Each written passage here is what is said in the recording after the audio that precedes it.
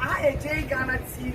J Ghana TV, we stand for the truth. Someone put this shit. What do you have? Now I'm brown. A champion. Handsome man's wife. Back of it. And then we walk Accra Circuit Court 4. And I didn't you see everyone. When I was kind of better things, yeah, mammy, all the unbreakable, the unshakable. I'd rather the one. Say, you see, I didn't probably bread in the moon, dozy and cabin.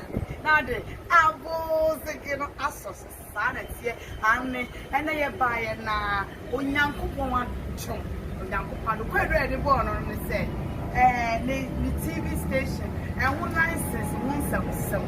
Nanutino, and him deformed and needs Nasia. Almost shame, not a back of money. I was saying, granting bill. And to some more cassay, ya granting and not a grant. Patricia said, I ain't no, I will say, you know, ya man bill, and then to a young boy, to my best science, cost best science, what's nothing.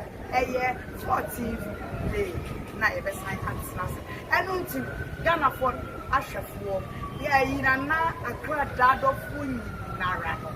They catch them say, Obibia can come Anthony Yem, Obibia can come Anthony Yem, if we say, and not Canada, ya granting a bill.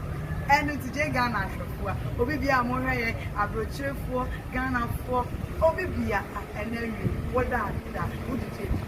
Ah, Unyanko Poma. One friend and not a grada, the unbreakable, the prophetess, incoming prophetess, and then another woman, they are dancing with you. Macramo, Baba.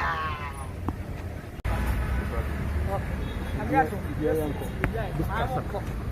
a fine. Another case, they say above for a case.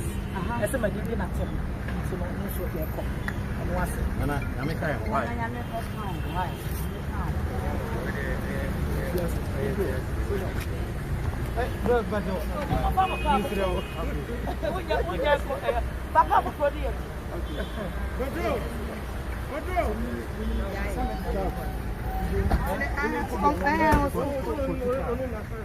Sammy,